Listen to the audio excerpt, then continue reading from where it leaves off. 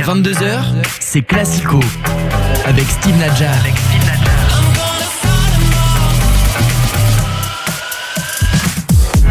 Bonsoir à tous, bienvenue dans Classico, votre émission foot sur Radio J. Merci de votre fidélité. Notre carré magique du soir est d'humeur festive ce soir. Maître Benjamin Krief, bonsoir. Bonsoir Steve, bonsoir à tous. En droit social, Benjamin, quel est le dernier Parisien à avoir remporté le Ballon d'Or ? Ouf, c'est une colle ça. Parisien de naissance, joueur du PSG, ça je n'en ai pas. Voilà. Il est plus fort que moi là-dessus, c'est une encyclopédie ce mec. C'est pour ça que je te pose la question. Ouais. Bonsoir Alexis Visan. Dis bonsoir déjà. Merci d'être avec nous, ancien responsable commercial à Sport 5. Comment ça va? Bon week-end de foot. Toujours bien ici. Hein, c'est ça la question que t'as pour lui. Le week-end de foot. On a bien cherché une vanne. Tu vois la différence. C'est incroyable. Et puis un invité de marque ce soir dans Classico. Je vais vous confier quelque chose tout de suite, chers auditeurs. J'ai un immense respect pour son talent. Il faut le dire tout de suite. Faut briser la glace tout de suite. C'est l'une des plus belles plumes de la presse et il a un regard rare sur le football et ses acteurs. Bonsoir Grégory Schneider. Bonsoir messieurs dames. Merci d'avoir accepté c'est un peu notre beaucoup invitation. Mais c'est vraiment sincère. Il en a gardé sous le pied en plus. C'est un immense plaisir de vous recevoir dans cette émission. Vous êtes le chef du service sport à Libération. Bienvenue dans Classico. Vous êtes chez vous. Alors je suis d'autant plus chef que je suis tout seul au service sport. Donc, c'est bien voilà, ça. Donc être chef de soi-même, c'est pas tout à fait rien, mais enfin voilà. Donc c'est bien, tout à fait. Chers auditeurs, vous pouvez nous écouter sur radioj.fr et l'application Radio Player France. Pour la vidéo, rendez-vous sur la page YouTube de Radio J Classico épisode 47. C'est parti. Le Ballon d'Or France Football 2019 Le Ballon d'Or France Football 2019. On vous doit d'abord la vérité, chers auditeurs. Nous enregistrons cette émission en fin d'après-midi. Nous ne connaissons donc pas officiellement le vainqueur de l'édition 2021 du Ballon d'Or France Football. Mais depuis hier au moins, la rumeur bruisse. Lionel Messi devrait l'emporter, sauf surprise ce soir. C'est donc une 7e récompense qui tend les mains aux joueurs parisiens en espérant ne pas être démenti ce soir aux alentours de 23h, un petit peu avant au théâtre dit Châtelet. Messieurs, je vous pose la question. Est-ce que ce serait un Ballon d'Or mérité pour Lionel Messi? Grégory Schneider. Moi, ça me ferait un petit peu mal au cœur s'il était sacré Ballon d'Or. Mais des trois joueurs cités, des trois premiers, puisque les trois sont sur le podium, on a parlé aussi de Lewandowski et Benzema. Les trois, quelque part, m'auront un peu mis en porte-à-faux par rapport à l'idée que je me fais de ce qui s'est passé cette année. Parce qu'on a vu, la caractéristique de cette année, c'est qu'on a vu des machines collectives aller au bout des compétitions.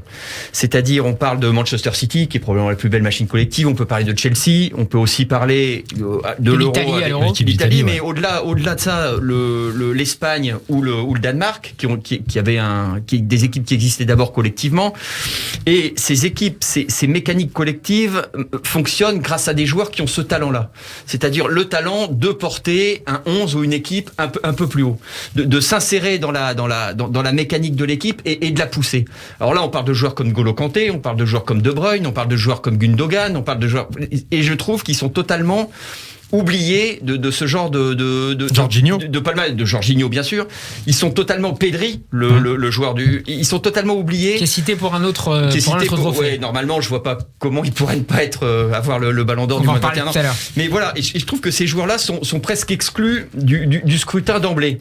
Comme si ce talent collectif, alors le prix à payer, c'est sans doute qu'ils brillent un peu moins individuellement, et c'est comme si ça leur empêchait l'accès au palmarès du Ballon d'Or. Et alors on dit oui, mais De Bruyne est moins talentueux, mais Kanté est moins talentueux. C'est écrit où ? C'est-à-dire qu'ils ont un talent différent. Ils ont un talent, mais ils sont pas moins talentueux. Aujourd'hui, De Bruyne n'est pas moins talentueux que Messi. Il n'est pas moins fort que Messi. C'est pas vrai. Donc je trouve qu'en fait, plus tu donnes collectivement, plus tu t'es sorti des palmarès. J'aurais pu dire ça pour Sadio Mané ou Salah il y a 2 ans. Et il y a quand même une idée de dévoiement. Le sport étant un sport, le foot étant un sport collectif. Et c'est ce qu'on a vu cette année. C'est ces équipes-là qui sont allées au bout. Si Mbappé avait roulé tout seul sur la Ligue des Champions et qu'il avait eu le Ballon d'Or, j'aurais dit ok. Mais là, l'année a dit le contraire. Il faut mesurer ce que c'est qu'une équipe comme Chelsea. Pour Lewandowski, pas seulement pour Messi. Lewandowski, il passe pas un tour du championnat d'Europe avec la Pologne. Alors on dit le malheureux, il est polonais. Alors je crois pas savoir que la Pologne soit le tiers-monde du football quand même. Donc il n'a pas su les pousser. Avec le Bayern, il n'a pas brillé lors des derniers tours de Ligue des Champions puisqu'il était blessé. Voilà, mais en tout cas, c'est pas ces équipes qu'on a vu au bout. Moi, c'est ça qui me dérange. Sur Messi, en fait, il y a la Copa América, il y a le reste en fait. Si Messi il est là, c'est parce qu'il y a eu la Copa América, qu'il a gagné, qu'il l'attendait depuis longtemps. Donc il y a cet aspect émotionnel aussi. Alors il a fait une très belle compétition, meilleur buteur. Il y a une Coupe du Roi et un titre de meilleur buteur de la Liga la saison dernière. Voilà. Après, évidemment que son niveau était, on va dire, inférieur à ce qu'on a connu depuis longtemps. Là, depuis le début de saison de Paris Saint-Germain, on en parlera parce que ça compte aussi bon, c'est pas du tout un début de saison d'un Ballon d'Or. Voilà, la Copa América, ça vaut pas un euro, ça vaut pas une Ligue des Champions a priori. Pourquoi ? C'est une compétition continentale comme l'euro. Ça, c'est un point de vue d'Européens. Mais il n'y a pas que des Européens qui votent en plus. Donc non, si, pour eux, c'est très important. Et l'aspect émotionnel aussi de cette victoire de Messi qui compte. Grégory, un mot avant de laisser la parole à Alexis. Non, mais justement, on a beaucoup entendu, oui, mais il a enfin fait gagner l'Argentine. Donc comme si on lui comptait pour le Ballon d'Or le fait d'avoir enfin fait gagner l'Argentine. Donc en fait, c'est ses échecs antérieurs. Non, mais c'est paradoxal. C'est-à-dire que donc s'il avait gagné avant, ça aurait moins impacté. Il y a quelque chose qui va pas. Oui, mais c'est sûr, ça. C'est sûr. Le Ballon d'Or, enfin moi je suis un grand lecteur de France Football depuis 25 ans presque. Non, le Ballon d'Or, ça a quand même énormément évolué. À la base, c'était les joueurs européens. Après, quand ils ont fait le classement avec la FIFA, c'était les joueurs, les sélectionneurs et les journalistes du monde entier. Ribéry l'a pas eu à cause de ça. Et derrière, c'est redevenu les journalistes du monde entier à nouveau seulement. Donc forcément, nous, de notre prisme européen, oui, c'est sûr que les Sud-Américains, ils vont comptabiliser beaucoup plus fort la Copa América. Et c'est normal. C'est normal. Ouais. Peut-être que les Asiatiques et les Africains, ils ont un regard différent de nous. C'est sûr. Même. À la base, les chances du Ballon d'Or, c'était les journalistes européens qui votaient.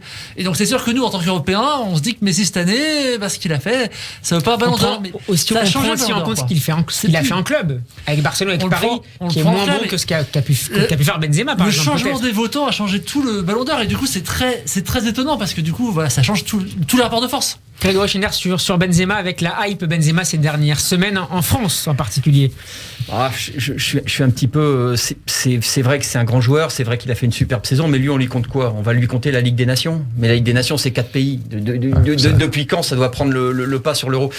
Pour les chiffres que vous avez cités pour Messi, on pourrait aussi les sortir pour Lewandowski. Moi j'ai des problèmes avec ces statistiques. 61 buts cette année. Mais voilà, mais pourquoi ? Parce que en fait ils ont écrasé leurs championnats respectifs. Ils ont marqué énormément de buts, qui en Liga, qui en Bundesliga et qui, si on pouvait parler de Mbappé, qui en Ligue 1. Mais ils veulent dire quoi les championnats domestiques aujourd'hui ? Vous avez une équipe à 500 millions d'euros de budget qui roule sur une équipe à 30 millions d'euros de budget tous les week-ends. Ça veut dire que, encore heureux, parce qu'on dit oui, mais souvent j'entends ça, et je discute pas son talent. Oui, mais Mbappé, c'est le meilleur buteur de Ligue 1 depuis 3 ans. Mais ça va être qui ? Ça va être à York ? Ça va être la board. Je veux dire, ils ont pas les forces collectives autour.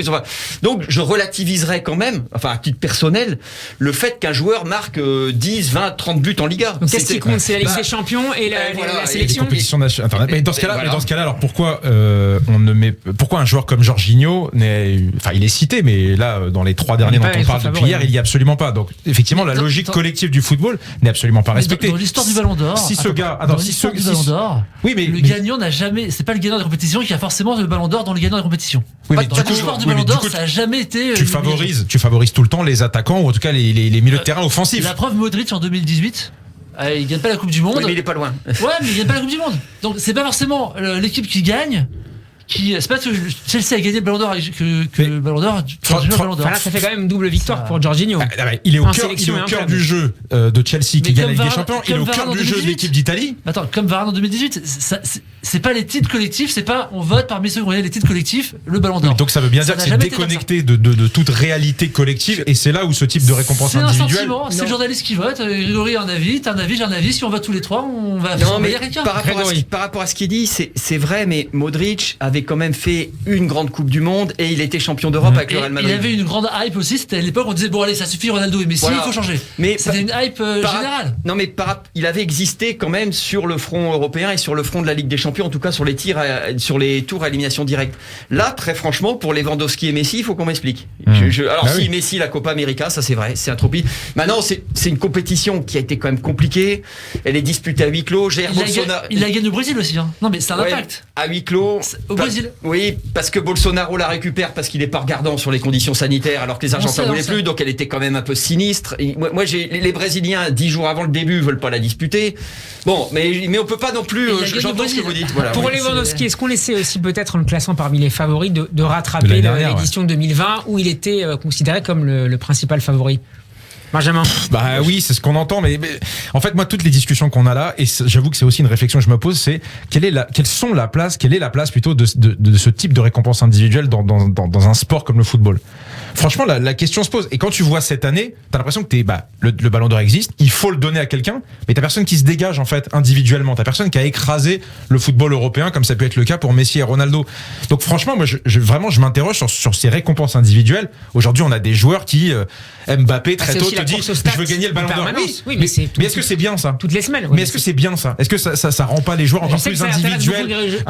Qui écrit souvent dans Libération sur ces questions-là. Mais tu vois, après on reproche aux joueurs d'être des individualistes, de plus aimer les clubs, de plus rester dans leur club, de chercher la stat, de chercher les titres. Je crois qu'en fait c'est par ces récompenses individuelles que tu dévoies le football qui est un sport collectif. Voilà, donc. Le Ballon d'Or, il a 60 ans. Sur cette question. Le Ballon d'Or, il a 60 ans. Mais c'est pas pour ça que c'est bien. Hein. Non, mais tu peux réfléchir aussi.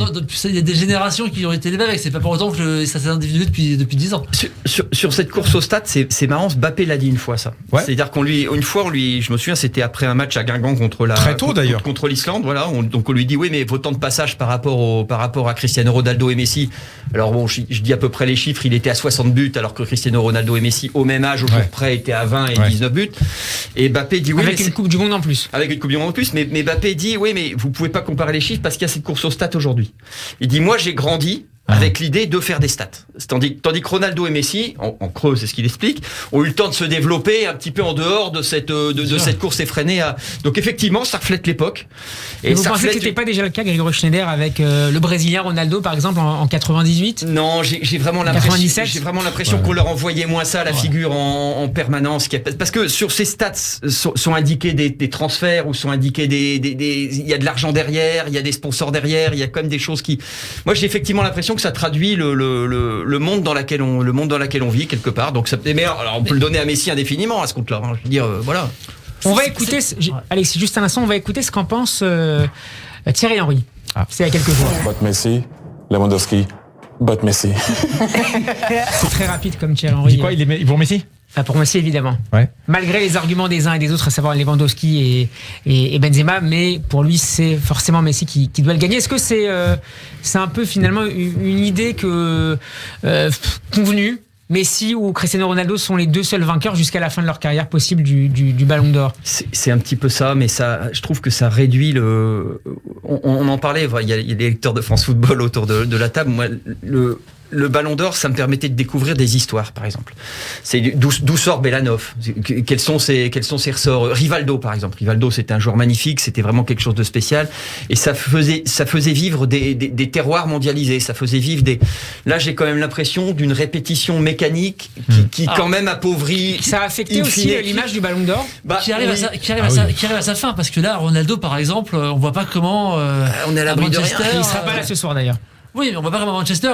C'est vers la pente descendante. Même Messi, c'est peut-être la dernière fois qu'on a le débat, je pense aussi. Après, oui, mais donc voilà. Après, Messi, il est au PSG encore pour au moins 1 ou 2 ans. Donc, mais Ronaldo, on voit qu'à Manchester, même s'il a toujours des belles stats, même s'il fait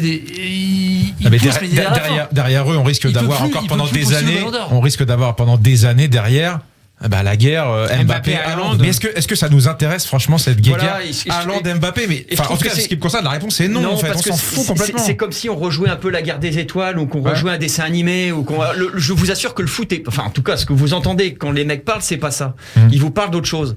Moi j'ai par exemple entendu il y a peut-être une injustice sur De Bruyne par exemple, parce que bon, d'une part il est peut-être le meilleur joueur de la plus belle mécanique collective contemporaine qui est Manchester City, et si vous vous souvenez de la Ligue des Champions, donc City perd, soit. Mais pourquoi?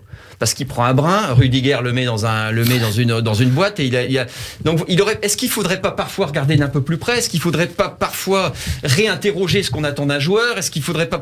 J'ai l'impression qu'on est sur des rails avec 2-3 critères. Exactement. Mais qu'est-ce qu'on pourrait prendre comme critère à part aujourd'hui où le football est pas collectif? Ouais, c'est ça. Mais aujourd'hui, c'est mesurable, ça? Où le football est encore plus tactique. Regarde l'Euro, c'était tout le temps, tout le monde est 3-5-2 et les pistons et la ressortie de balle. On voit bien qu'aujourd'hui le football, tout le monde essaye d'avoir ce jeu collectif super bien huilé et autres. Et effectivement, tu as encore ces récompenses individuelles où tu vas regarder uniquement le buteur, celui qui finit les actions, ou Messi, celui qui gagne un titre depuis longtemps. Donc c'est vrai que est-ce que c'est pas lié aussi à la réduction du football aux data, aux chiffres? C'est-à-dire on regarde il faut qu'il y ait des chiffres, il faut qu'il y ait des buts, il faut qu'il y ait des passes décisives. C'est pas spécialement une bonne chose, cette data. Mais moi je suis pas d'accord, parce que moi je trouve que la data justement elle permet aux joueurs de se surpasser, d'aller plus loin. Quand on voit Messi et Ronaldo, ils ont atteint un niveau de performance exceptionnel. Est-ce qu'ils l'auraient fait l'un sans l'autre? Non. Est-ce qu'ils l'auraient fait sans les stats? Non plus, parce que c'est les stats qui ont poussé à aller plus loin. On a vu des joueurs, faut se rendre compte de ce qu'était Messi et Ronaldo, comme au tennis, si on parle de Federer et de Nadal. Les stats, les records, ça permet aussi de se pousser et les deux sont boostés l'un et l'autre. Il n'y aurait pas eu Messi sans Ronaldo et vice versa.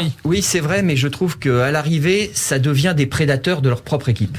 Ça devient des, par ils exemple, se battent pour tirer un péno et autres. Voilà, non mais par exemple, Cristiano Ronaldo, quelque part, il fait peut-être, c'est vrai qu'il est décisif avec Manchester United cette année, mais il fait peut-être plus de mal que de bien. C'est-à-dire que tu perds en intensité au pressing, il y en a qui sont obligés de faire son travail, ils se regardent peut-être un peu de travers parce que t'as quand même que des stars dans ce vestiaire. Donc puis avec la sélection portugaise aussi, on voit que par exemple Bruno Fernandes est un peu moins bien avec le Portugal qu'avec United au moins l'année dernière. C'est-à-dire que quelque part, moi ça m'avait marqué avec un joueur comme Depay par exemple, alors qui faisait la pluie le beau temps à Lyon, mais on vous en parlait dans le vestiaire comme d'un prédateur, c'est-à-dire d'un type qui démolissait le mec avec, par exemple, il a démoli Dembélé. C'est-à-dire que Dembélé pouvait pas jouer avec lui parce qu'il venait toujours lui manger la laine sur le dos, lui jouer dans sa zone, lui amener des défenseurs. C'est-à-dire qu'alors le gars est extrêmement brillant, mais c'est quand même au détriment de l'équipe. Et c'est là que ça va plus. T'es censé la tirer, t'es pas censé la combattre. Or j'ai l'impression, en tout cas pour Cristiano Ronaldo, ça me semble assez net.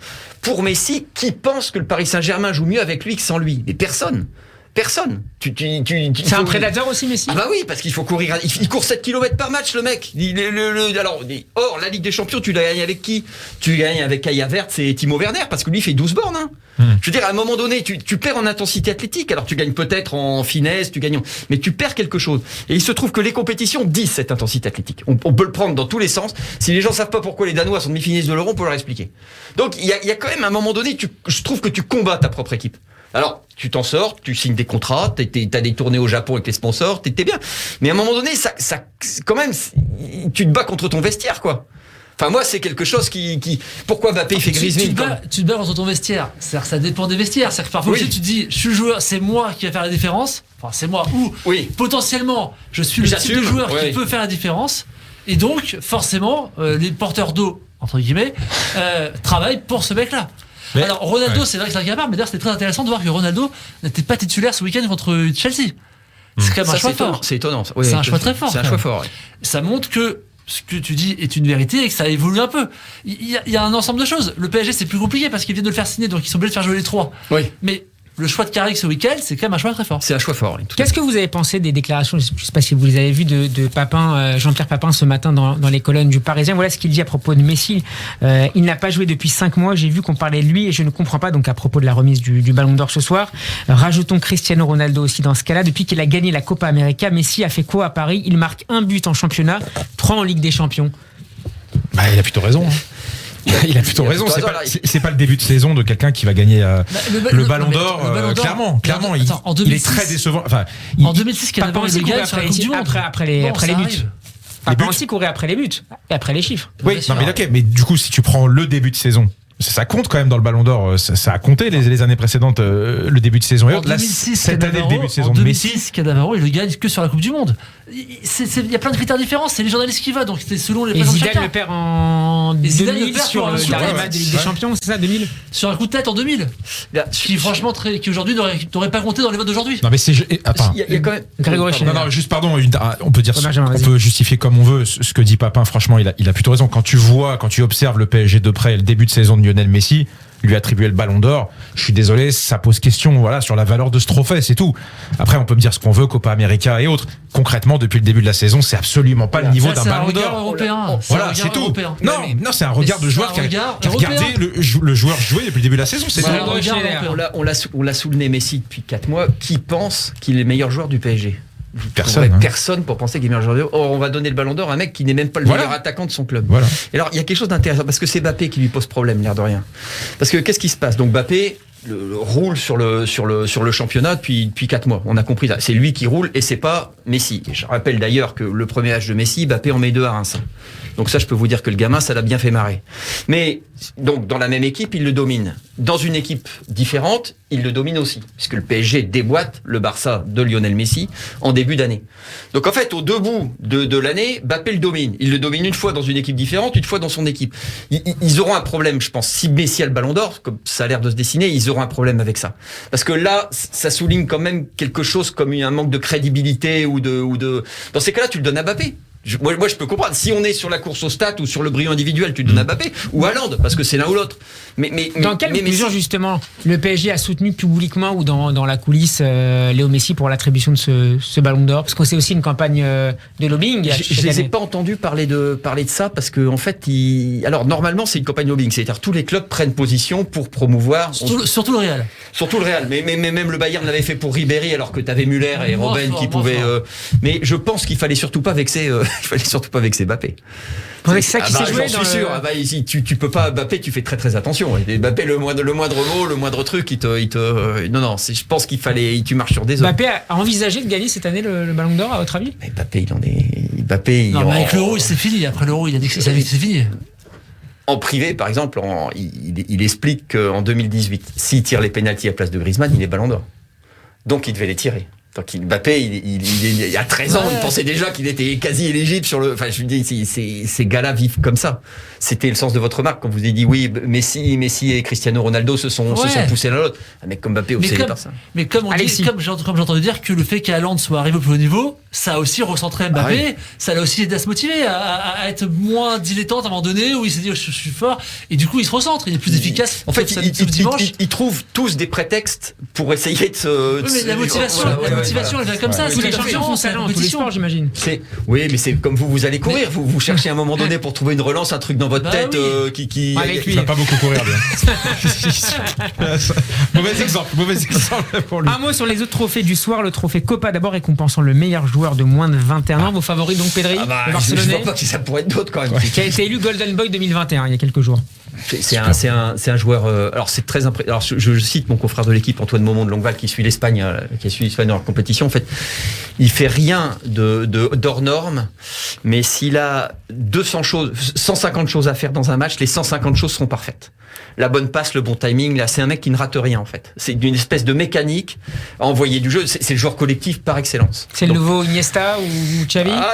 Il est plus Iniesta. C'était un joueur qui pouvait être soliste. C'est un joueur qui driblait dans les petits espaces. C'est un joueur qui, lui, c'est un joueur de passe en fait. Mais c'est un joueur magnifique. Mais encore une fois, dans une configuration précise qui est le jeu collectif espagnol. Donc effectivement, si tu lui demandes de dribbler ou de mettre des brins, tu prends autre chose. Alors les derniers gagnants étaient Kylian Mbappé en 2018 et Mathis de Lici, tout à fait l'année suivante. Trophée Yachine récompensant cette fois le meilleur gardien chez Benjamin. Exactement. Les favoris sont l'Italien Gigi Donnarumma, vainqueur de l'Euro, et le Sénégalais Edouard Mendy, même si ce dernier ne fait pas partie du top 30 des meilleurs joueurs sélectionnés pour le Ballon d'Or de manière générale. Ça fait un peu polémique. Grégory, un mot sur ça, sur Mendy? Si Mendy l'a pas, j'ai du mal à comprendre, personne.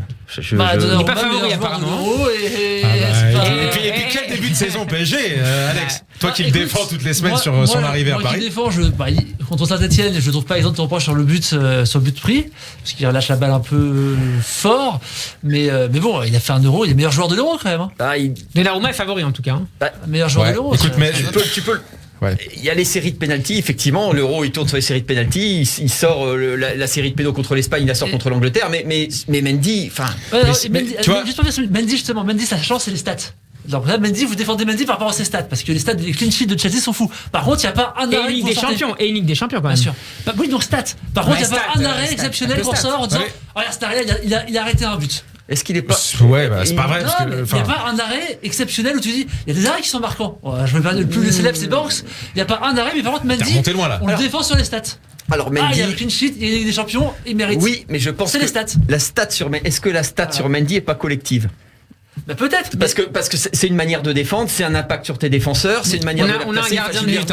On a un gardien de but, Grégory. Quoi qu'on dise, Mendy, c'est les stats là. Donc inversement, on critique les stats sur devant, mais quand c'est les gardiens parce qu'on a envie, on va défendre les stats de Mendy. C'est quand même. Peut-être une recherche qui est différente chez un gardien de but qu'un attaquant qui cherche à marquer. C'est peut-être pas le cas. Les gardiens, ils cherchent la clean sheet. Ils cherchent à ce que l'équipe n'encaisse pas de but. C'est pas tout à fait pareil. Je pense que la limite. Non, mais on en a parlé tout à l'heure. Je crois que la limite de la stat, c'est jusqu'à quel point ça fait plus de mal que de bien à ton équipe. Je crois que le fait de ne pas prendre de but, ça veut dire que tu commandes bien ta défense aussi. C'est pas que des arrêts. C'est pas devant lui, il a Spilicueta, Rudiger, Thiago Silva. Bon, j'ai pas non plus l'impression qu'il est des parmi les plus. Mais il se trouve que si, parce que dans cette configuration-là, et j'ai du mal à détacher Mendy d'eux en fait. J'ai du mal à détacher Mendy de l'organisation collective. Et en ça, peut-être que c'est une stat qui vaut le coup d'être dite. Je sais pas. Non, mais Mendy, c'est quelqu'un qui a stabilisé aussi Chelsea, parce que on parlait de l'aspect émotionnel aussi aussi pour Messi parce qu'il a fait des grandes choses et autres.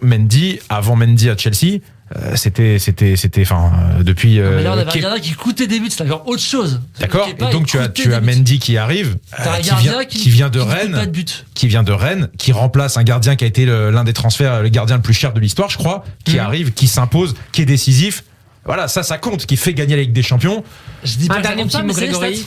J'ai un sur Manchester City, c'était une conversation avec Puel. Enfin, en plus, on l'a mis dans le journal, donc je peux en parler de manière. Il a dit qu'en fait, Manchester City avait calé son jeu collectif en prenant leur gardien, en prenant Ederson.